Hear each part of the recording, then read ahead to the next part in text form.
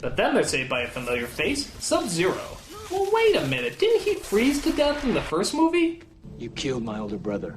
Oh, that was his brother, 7 degrees Celsius. Okay, I get it now. You killed my older brother. So why did you help us? Because I hated him, he was a douche. We have a common enemy, Sub-Zero. You must help us. Well, now wait a minute, she just called him Sub-Zero. Okay, maybe it was Scorpion, the yellow guy, who was the brother in the first film that died. Okay, now that makes sense. So, who are they gonna encounter next? What is going on? We saw both of these guys die in the first movie. Why are they suddenly back? Did they both have brothers? Are they themselves brothers? Are they clones? Are they the same people but different actors? All the other actors are different, so how am I supposed to tell? I follow lectures on black hole theories, less complicated than this. Amidst all the fighting, Scorpion grabs Katana and takes her back to the Emperor. Suckers! Nah! Meanwhile, we cut to Sonya, who looks like she's pretty busy breaking into Jurassic Park, trying to find more pointless fight scenes to partake in. She comes across her counterpart named Jax, who just had the best steroid injection he ever had in his life. All right, stand back. Let's see what I'm made of. Whoa, it turns out I'm made of awesome. But a lost G.I. Joe action figure comes in to make their escape a little tougher. I come free with any Happy Meal. So ninjas come in as we partake in, gasp, another fight scene. Behold my accessories, they are all sold separately. Be careful of what you hit. One of those buttons might zap Timmy on the electric fence. My batteries are not included, motherfucker. Okay, seriously, how many jump scenes can you have in a friggin' movie? It's like they're fighting in a trampoline factory. Look at these ninjas. The foot soldiers were more threatening than them. A sun chop! So Sonya finds some sort of flammable molten milk or something and blows it at the Tweety Bot, roasting him alive. This is not covered by my guarantee. Then they have to rush out of the building for the biggest, most incredible green screen explosion you've ever seen in your life. You know, guys, you don't have to blow up everything, especially if you don't have, the explosion! Meanwhile, Liu Kang roams the desert, searching for some form of life that can help him get Katana back. Instead, he comes across an obvious wolf effect that they could not afford. That 2 seconds of mediocre special effects is known as Nightwolf, a Native American warrior who looks suspiciously like Spirit from G.I. Joe, and is just about as handy. But to beat Shao Kahn, you've got to pass 3 tests. First one's courage. I don't have time for these stupid games! Oh, well, that's not good. The second challenge was stupid games. So Nightwolf tries to help him discover his inner beast by showing him past clips from the other movies. That would bring out anybody's raging inner beast. Look, he's turning into the Hulk! You wouldn't like me when I'm Liu Kangry! What Liu Kang didn't know, apparently, is that when you find your inner beast, hot, half-naked women appear to offer themselves freely to you. With you, Liu Kang, I'm not afraid. I can clearly see that. No! Willard belongs to another. Your heart belongs to another? Who? What, Katana? That chick you've known for less than an hour? How does she own your heart? True, you just met this other woman, but give her a few minutes and you will have known her just as long.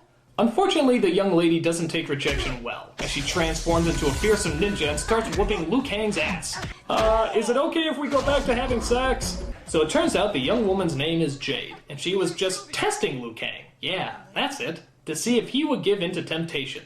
He doesn't, so I guess she's joining him on his quest. I don't know, makes about as much sense as anything else. Meanwhile, we see Sonya and Jax as they too roam through the desert. There they come across, here's a big surprise, someone else to fight! Katana? You wish. Oh, glad to meet you, you wish. I seriously cannot believe how many fight scenes there are in this movie. I mean, look at this, it's just 2 women fighting each other, covered in mud. Heaving their large-breasted bodies onto each other, touching one another, rolling around, grabbing each other's hair, getting all dirty and messy mud all over their bodies, forcing their clothes to cling to their skin ever so tightly, revealing their slim, feminine figures for all of us to see, biting and clawing at each other, giving into their animal instincts, clawing one another like cats, and hissing and screaming until one of them comes out victorious. Oh, yeah!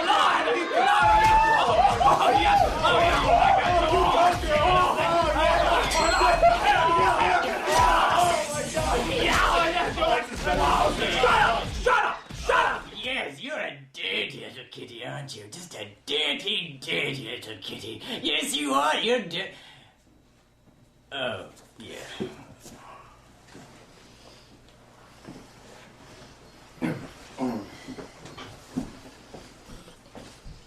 So after that scene, Sonya defeats You-Wish and is suddenly attacked by, Bowser's anorexic sister, but is saved by Jax, who puts that computer-generated sock puppet in his place. Meanwhile, we see Raiden talking to the gods as he tries to figure out how the Emperor went against the rules of Outworld in Mortal Kombat. Ah! A scene without fighting! Take it away! Take it away! Raiden then rejuvenates himself, trying to pull off the Billy Idol look, as he meets up with the rest of our heroes. We find out that our heroes have to travel to Outworld to rescue Katana and, I guess, remove the spell from her mother that makes her all vampirish. Faster than you can say, "Stop fucking fighting!" Another fight scene pops up, as we see Raiden split from the team to take on some more ninjas.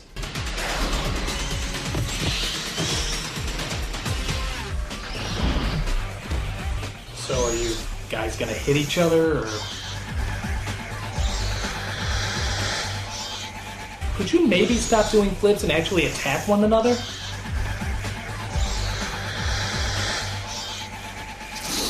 Will somebody just throw a punch? For crying out loud, this isn't Mortal Kombat. It's Mortal Ballet.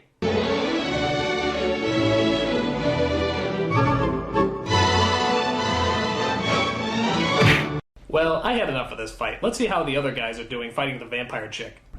Hey! What, you fought her off screen? Are you telling me that I missed another possible girl-on-girl action scene? What a ripoff!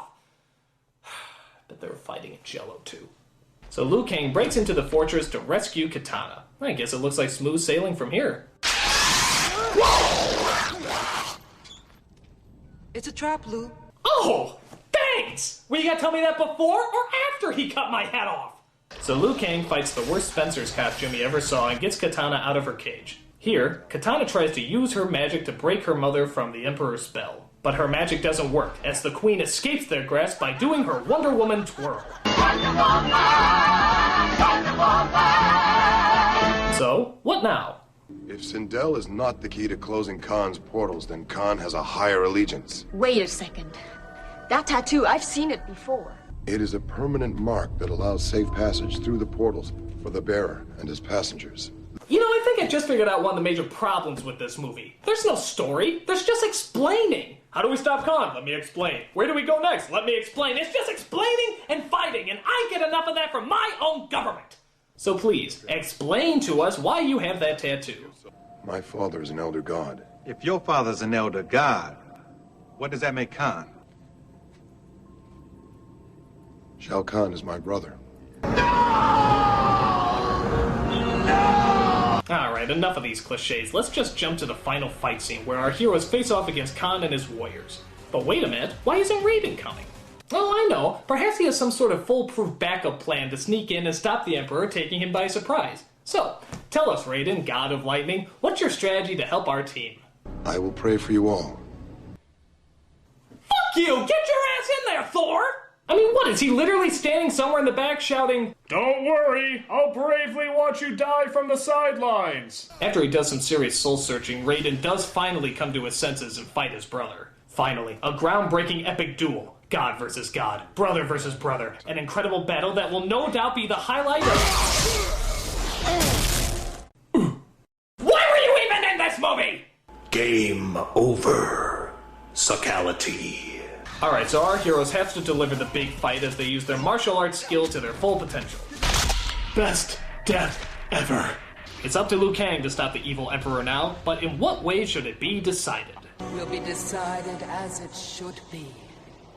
Immortal Kombat. Hell yeah!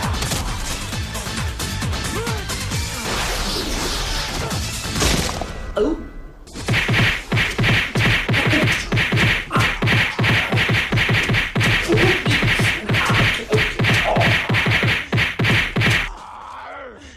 Mortal Kombat! But Liu Kang gives into his inner beast and becomes... whatever the hell this is. But so does Khan, who magically transforms himself into a giant... Okay, how can we take this seriously? How would the duck have better effects than this? So Liu Kang, of course, defeats Khan, his father turns into a Rubik's Cube, they get Katana's mother back, restore order to the world, and they live happily ever after. Or do they? Yeah, they do pretty much.